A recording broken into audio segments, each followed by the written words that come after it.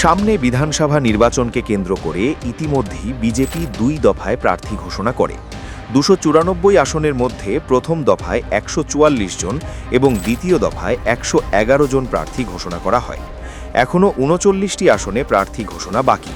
তারই মধ্যে বিভিন্ন বিধানসভা কেন্দ্রে প্রার্থী পছন্দ না হওয়ায় বিজেপির গোষ্ঠী কোন্দলের ছবি চোখে পড়ছে।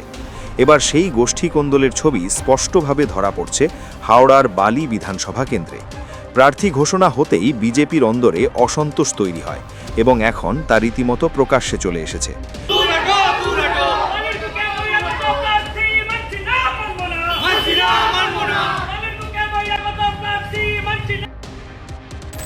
বিজেপি নেতৃত্ব বালি কেন্দ্র থেকে সঞ্জয় সিংকে প্রার্থী ঘোষণা করার পরই ক্ষোভে ফেটে পড়েন স্থানীয় কর্মী সমর্থকদের একাংশ। তাদের সরাসরি অভিযোগ, দলের দীর্ঘদিনের কর্মীদের উপেক্ষা করে কেন বহিরাগত প্রার্থীকে টিকিট দেওয়া হলো। এই প্রশ্নেই এখন সরগরম বালির রাজনীতি। সম্প্রতি বিজেপির একটি অভ্যন্তরীণ বৈঠকেই সেই ক্ষোভ বিস্ফোরণের আকার নেয়।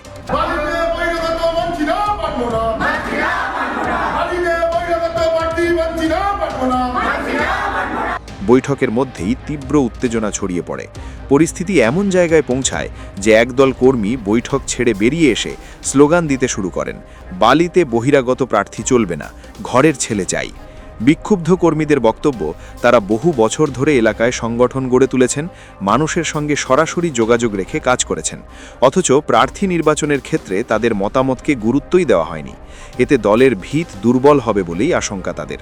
তবে এই বিক্ষোভকে খুব একটা গুরুত্ব দিতে নারাজ বিজেপি প্রার্থী সঞ্জয় সিং।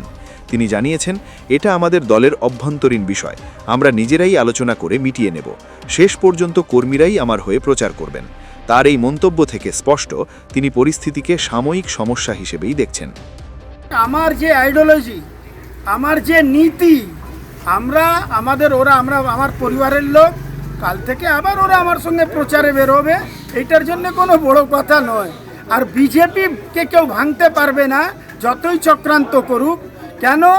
আজকে তৃণমূল বলুন, কংগ্রেস বলুন, সিপিএম বলুন, অন্য স্টেটের লোককে বলুন, সব কিন্তু এখন আমাদের দলে আসছেন। বিশ্বের সবচেয়ে বড় পার্টি।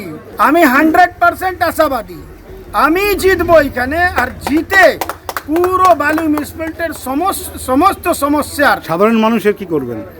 সাধারণ মানুষের জন্য যেটা পুরো ভারতবর্ষে যেটা কেন্দ্র সরকার রাজ্য সরকার মিলে কাজ করবে, এখানে ডবল ইঞ্জিন হচ্ছে, ডবল ইঞ্জিন সরকার হবে। আর প্রত্যেকটা আমি বলছি যোজনা যেটা কেন্দ্র সরকারের যেখানে এরা চালু করতে দিচ্ছে না, সেই যোজনাগুলো কর্মসংস্থান এখানকার মানুষ হবে। এইখানে যে স্বাস্থ্য পরিষেবা যে ভেঙে পড়েছে সেটাকে আমরা দাঁড় করব।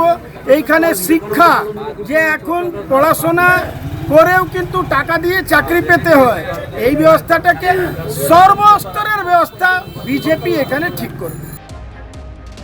অন্যদিকে এই ঘটনাকে হাতিয়ার করতে দেরি করেনি তৃণমূল কংগ্রেস। বালি কেন্দ্রের তৃণমূল প্রার্থী কৈলাস মিশ্র সরাসরি কটাক্ষ করে বলেছেন, বিজেপির নিজের কর্মীরাই বহিরাগত প্রার্থী চাইছেন না। দুপুরের প্রেস কনফারেন্সে নজর রাখুন, অনেক বিজেপি কর্মীকেই আমাদের সঙ্গে দেখতে পাবেন।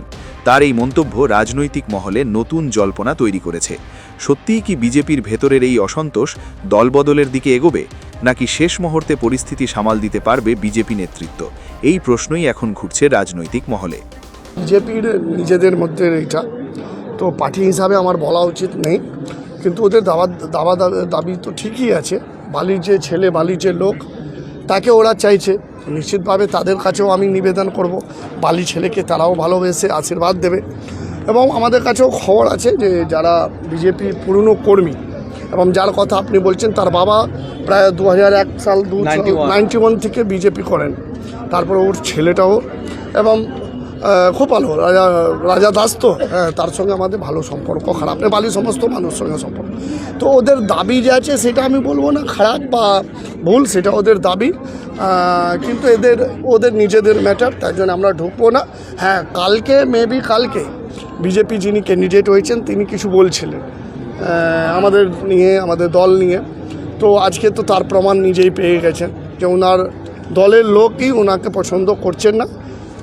উনি বাইরে থেকে এসছেন এবং বাইরের লোককে বালির লোক চাইছে না, বালি লোককে চাইছে, বালি ছেলেকে চাইছে। এবং যে বালি মাটিতে সবসময় পাওয়া যায়, সে বৃষ্টিতে হোক, কোভিডে হোক, সারা বছর যে পাশে থাকে তাকে তো বালি মানুষ চাইবে। বাইরে থেকে দিয়ে দিলে ভালো নেই, বাট দ্যাটস বিজেপির ম্যাটার।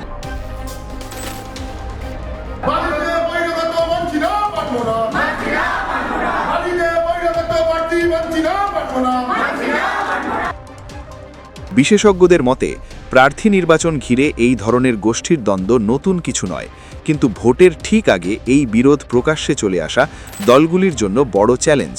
কারণ নির্বাচনের সময় সংগঠনের ঐক্যই সবচেয়ে বড় শক্তি। সেখানে যদি কর্মী সমর্থকদের একাংশই অসন্তুষ্ট থাকেন, তাহলে তা ভোটের ফলাফলেও প্রভাব ফেলতে পারে। বালির ক্ষেত্রে আরও একটি গুরুত্বপূর্ণ দিক হল বহিরাগত বনাম স্থানীয় ইস্যু। এই ইস্যু গত কয়েকটি নির্বাচনে একাধিক জায়গায় বড় ফ্যাক্টর হিসেবে কাজ করেছে। বালিতেও সেই একই প্রশ্ন সামনে আসছে, স্থানীয় নেতৃত্বকে উপেক্ষা করে বাইরে থেকে প্রার্থী আনা কতটা কার্যকর হবে। এদিকে তৃণমূল কংগ্রেস ইতিমধ্যেই নিজেদের সংগঠনকে মজবুত করার দিকে জোর দিচ্ছে। প্রতিপক্ষের অন্দরের এই কোন্দলকে রাজনৈতিকভাবে কাজে লাগাতে তারা যে প্রস্তুত, তা তাদের বক্তব্য থেকেই স্পষ্ট। সব মিলিয়ে বালি বিধানসভা কেন্দ্র এখন রাজ্যের রাজনৈতিক আলোচনার অন্যতম কেন্দ্রবিন্দু। একদিকে বিজেপির গোষ্ঠীদ্বন্দ্ব সামাল দেওয়ার চাপ, অন্যদিকে তৃণমূলের কৌশলী আক্রমণ। এই দুইয়ের মাঝেই তৈরি হচ্ছে এক জটিল রাজনৈতিক সমীকরণ। এখন দেখার বিষয় বিজেপি কত দ্রুত এই অভ্যন্তরীণ বিরোধ মেটাতে পারে এবং কর্মীদের এক ছাতার নিচে আনতে সক্ষম হয়। আর সেই সঙ্গে এটাও দেখার তৃণমূল এই পরিস্থিতিকে কতটা রাজনৈতিক সুবিধায় রূপান্তর করতে পারে। ভোট যত এগোবে বালির এই রাজনৈতিক সমীকরণ ততই নতুন মোড় নেবে বলেই মনে করছেন রাজনৈতিক বিশ্লেষকরা।